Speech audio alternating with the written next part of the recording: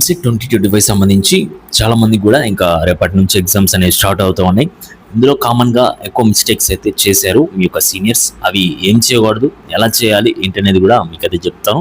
అలానే వీడియో చూస్తున్నాం ప్రతి ఒక్కరు కూడా వీడియోని లైక్ చేసి మీ ఫ్రెండ్స్ అందరూ కూడా షేర్ చేయండి. ఇలాంటి లేటెస్ట్ అప్డేట్స్ అన్ని మిస్ అవ్వకుండా ఉండాలంటే వెంటనే మన ఛానల్ అయితే సబ్స్క్రైబ్ చేసుకొని డైలీ వస్తున్న అప్డేట్స్ అన్ని కూడా ఫాలో అవుతూ ఉండండి. కింద డిస్క్రిప్షన్లో మీకు వాట్సాప్, టెలిగ్రామ్ లింక్స్ అయితే ఉన్నాయి. ప్రతి ఒక్కరు కూడా వాటిలో జాయిన్ అయ్యి వస్తున్న అప్డేట్స్ అన్ని కూడా ఫాలో అవుతూ ఉండండి. నెక్స్ట్ వచ్చేసి ఎంసెట్ 2025 ఎగ్జామ్, అది ఏపీ వాళ్ళైనా కావచ్చు, తెలంగాణ వాళ్ళైనా కావచ్చు, వచ్చేసి ఎగ్జామ్స్ జరుగుతున్నాయి కాబట్టి ప్రజెంట్ ఎంసెట్ వాళ్ళకి ఇందులో మెయిన్ మిస్టేక్స్ ఏం చేస్తున్నారంటే చిన్న చిన్న మిస్టేక్స్ వల్ల చాలామంది టాపర్స్ కూడా మార్క్స్ అనేవి కోల్పోతున్నారు అనమాట. అవి ఏంటంటే చూసినట్లయితే ఇక్కడ వచ్చేసి చూడండి, ఫస్ట్ ఆఫ్ ఆల్ వచ్చేసి వీళ్ళకి ప్రాపర్ ప్లానింగ్ అనేది లేదు.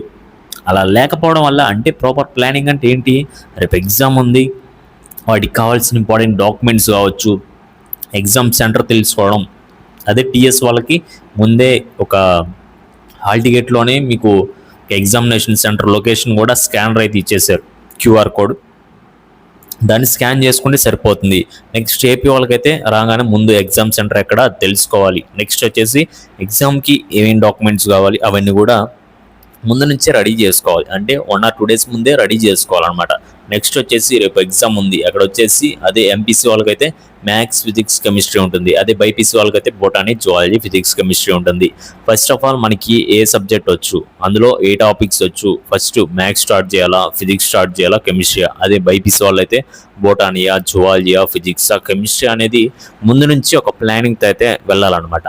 అలా ప్లానింగ్ లేకుండా అక్కడికి వెళ్ళిన తర్వాత అన్నీ ఓపెన్ చేసుకొని కూర్చొని ఏం చేయాలో అర్థం కాక ఈ లోపు చేస్తే టైం అంతా అయిపోతుంది అనమాట. నెక్స్ట్ వచ్చేసి అందరూ చేస్తున్న మిస్టేక్ ఏంటంటే టైం మేనేజ్మెంట్ అనేది లేదు ఎవరికి. Time management very very important. మీకు వచ్చేసి ఇదే మీకు ఒక ఎగ్జామినేషన్లో ఒక ల్యాప్టాప్, అది మీకు సిస్టమ్ ఇస్తారు కదా, సిస్టమ్ ఒక స్క్రీన్ అనుకోండి. ఇక్కడ వచ్చేసి మీకు ఇక్కడ రైట్ సైడ్లో మీకు ఒక టైం అనేది ఉంటుందన్నమాట. ప్రతిదీ కూడా ఇక్కడ డీటెయిల్గా మీకు అయితే చూపించడం జరుగుతుంది. అండ్ ఎన్ని మినిట్స్ ఉంది, ఎన్ని సెకండ్స్ ఉంది కూడా మీకు అయితే ఇక్కడ చూపిస్తుంది అనమాట. అది కూడా తెలియదు చాలామందికి. వాచ్ ఎలా లేదు, టైం ఎలా తెలుస్తుందని ఇప్పటికి కూడా చాలామంది డౌట్ ఉంది. కొంతమంది అయితే అసలు సిస్టమ్ దేంతో ఆపరేట్ చేస్తారు, ఎలా చేయాలని కూడా అడుగుతూ ఉన్నారు. అంటే వాళ్ళకి విమర్శించి మాట్లాడలేదు కానీ వాళ్ళకి తెలియదు కాబట్టి చెప్తా ఉన్నాను. ఎందుకంటే అలాంటి ముందు నుంచే తెలుసుకోవాలి. అందుకని ప్రీవియస్ వీడియోస్లో చెప్పాను డీటెయిల్గా అసలు ఎగ్జామినేషన్, అది మీరు సిస్టంలో ఎగ్జామ్ అనేది ఎలా రాయాలి, ఏ బటన్ నొక్కాలి, ఎలా ఆపరేట్ చేయాలి ఏంటి అన్నీ కూడా చూపించాను. కానీ అవన్నీ చూడకుండా ఇక్కడికి వచ్చి కామెంట్లు చేస్తూ ఉంటారు మళ్ళీ. అందుకే ఒక స్టార్టింగ్ నుంచి అన్ని కూడా ఫాలో అవుతూ ఉంటే మీకున్న ప్రతి డౌట్ కూడా క్లారిఫై అయితే అవ్వడం జరుగుతుంది. మీరు ఏ కామెంట్ చేసినా కూడా నేను కూడా రిప్లై ఇస్తాను, దానికి మీకు సొల్యూషన్ అనేది దొరుకుతుంది. నెక్స్ట్ వచ్చేసి అందుకని ప్రతి ఒక్కరు కూడా టైం మేనేజ్మెంట్ అనేది చూసుకోండి. రైట్ సైడ్లో ఇక్కడ మీకు టైం అనేది మీకు అయితే కనిపిస్తుంది సిస్టంలో. దాన్ని బట్టి మీ యొక్క ఎగ్జామినేషన్ అనేది అయిపోతుంది అనమాట. 3 hours-లో 180 minutes అయితే ఉంటుంది, 160 bits అయితే మీరైతే కంప్లీట్ చేయాలి కాబట్టి.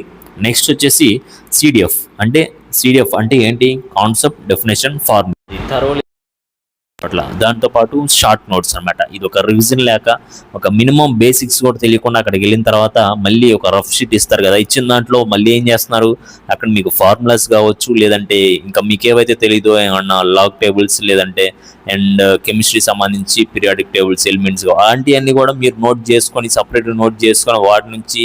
ఇప్పుడు ఎగ్జామ్ అంటే ఎలా ఉండాలంటే మీరు వెళ్ళగానే అదే ముందు నుంచి ప్రాక్టీస్ ఉంటే ఏమవుతుందంటే వెళ్ళగానే మీరు క్వశ్చన్ చూడగానే 1-2 minutes-లో ఆన్సర్ అయితే చేస్తారు. 2 minutes కూడా కాదు, 1 minute-లోనే మీరైతే ఆన్సర్ చేసేయాలి ప్రతి క్వశ్చన్కి.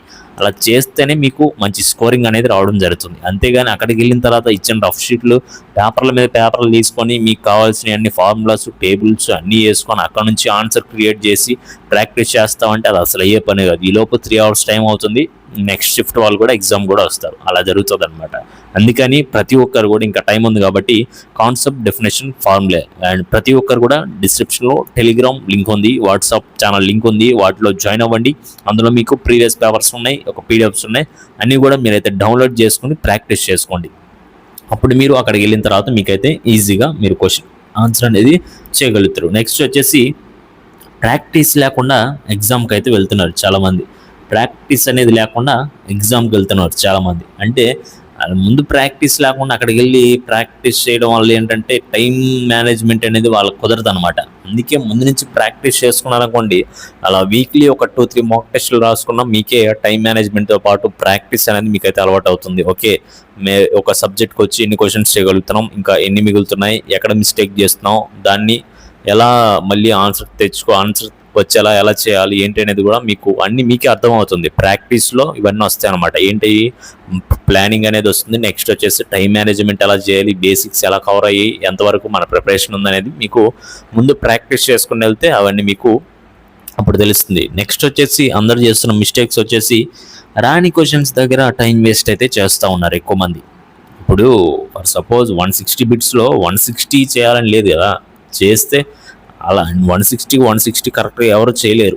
అందులో మినిమం హాఫ్ మార్క్స్ అంటే మీకు 80 మార్క్స్ వచ్చినా కూడా ఒక 5000, 3000 ఆ రేంజ్లో ర్యాంక్ అయితే వచ్చేస్తుంది అనమాట. అందుకని ముందే అంటే మీకు ఒక స్కోరింగ్ అని ఒక టార్గెట్ అనేది ముందు నుంచే పెట్టుకొని మీరు ప్రిపేర్ అవ్వాలి. ఒక రాని క్వశ్చన్స్ దగ్గర ఎక్కువ టైం వేస్ట్ చేస్తారు. అంటే ఇప్పుడు కొన్ని క్వశ్చన్స్ అయితే ఉన్నాయి, ఇప్పుడు 1 by 1 వెళ్తారు. మ్యాథ్స్ తీసుకున్నారనుకోండి, ఫస్ట్ మీకు వచ్చిన క్వశ్చన్స్ అన్ని చేసుకుంటూ వెళ్ళిపోవాలి. తర్వాత ఫిజిక్స్కి వెళ్ళిపోండి, కెమిస్ట్రీకి అలా వెళ్ళిపోవాలి. ఇప్పుడు ఫిజిక్స్ రాదు, అక్కడ టైం వేస్ట్ చేయడం ఎందుకు, ఆ ద్వారా అక్కడ నుంచి అక్కడ టైం వచ్చేసి మీరు కెమిస్ట్రీకి పెట్టుకున్నారనుకోండి, కెమిస్ట్రీలో ఎక్కువ స్కోరింగ్ చేస్తారు కదా. అలా మీరు ముందు నుంచే ప్రాక్టీస్ ఉంటే మీకే అర్థం అవుతుంది అనమాట. ఇప్పుడు రాని క్వశ్చన్స్ దగ్గర అదే క్వశ్చన్ దగ్గర ఉండి అక్కడే టైం వేస్ట్ చేస్తూ ఆలోచిస్తూ ఉంటారు. ఒక క్వశ్చన్కి ఒక 5 to 10 minutes 20 minutes కూడా పెట్టేస్తూ ఉంటారు కొంతమంది. అండ్ బిలో యావరేజ్ కావచ్చు, యావరేజ్ వాళ్ళు కూడా మెయిన్ చెప్పేది ఏంటంటే ముందు మీరైతే ప్రాక్టీస్ చేసుకొని వెళ్ళండి. ఒక మినిమం బేసిక్స్ అనేది తెలుసుకోండి. First of all concept, definition, formula అన్నీ తెలుసుకున్న తర్వాత ఒక ప్రాక్టీస్ చేసుకొని ఇప్పుడు మీకు 1 by 1 వన్స్ ఒకసారి ఎగ్జామ్ స్టార్ట్ చేశారంటే మీ ఇష్టం వచ్చిన సబ్జెక్ట్ తీసుకోండి. ఫస్ట్ కొంతమందికి మ్యాథ్స్ ఇంట్రెస్ట్ ఉండొచ్చు, లేదంటే బొటానీ, జువాలజీ, బైపీసీ వాళ్ళకి. నెక్స్ట్ లేదంటే ఫిజిక్స్ ఇంట్రెస్ట్ ఉండొచ్చు, కొంతమంది కెమిస్ట్రీ ఉండొచ్చు ఇంట్రెస్ట్. అంటే మీరు ప్రతి సబ్జెక్ట్లో ఎందులో ఎక్కువ స్కోరింగ్ చేయగలుగుతున్నారో, ఏదైతే ఇంట్రెస్ట్ ఉందో ఆ సబ్జెక్ట్ వచ్చేసి మీరైతే ఫస్ట్ మీరైతే ప్రాక్టీస్ అయితే చేయండి అనమాట. మీకు కొన్ని అర్థం కావంట, మీకు కొన్ని అయితే అర్థం కావు. అలాంటివి కూడా నేనైతే కొన్ని ప్రీవియస్ వీడియోస్లో మీకు అదే చెప్పాను.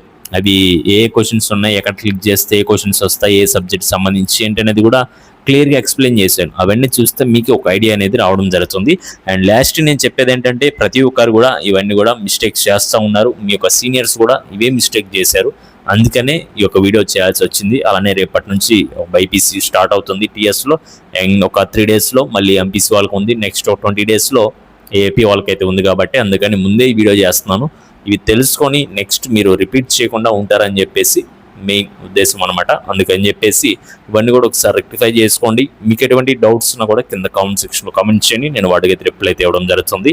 అండ్ నెక్స్ట్ కౌన్సిలింగ్ సంబంధించి ఒక లేటెస్ట్ అప్డేట్స్ అన్ని కూడా అందరికంటే ముందుగా మన ఛానల్లో మీకైతే ప్రొవైడ్ చేయడం జరుగుతుంది. అందుకని చెప్పేసి ఛానల్ సబ్స్క్రైబ్ చేసుకొని బెల్ ఐకాన్ అయితే ఆన్ చేసి పెట్టుకోండి. మెయిన్ ఏంటంటే కింద డిస్క్రిప్షన్లో వాట్సాప్, టెలిగ్రామ్ లింక్స్ అయితే ఉన్నాయి.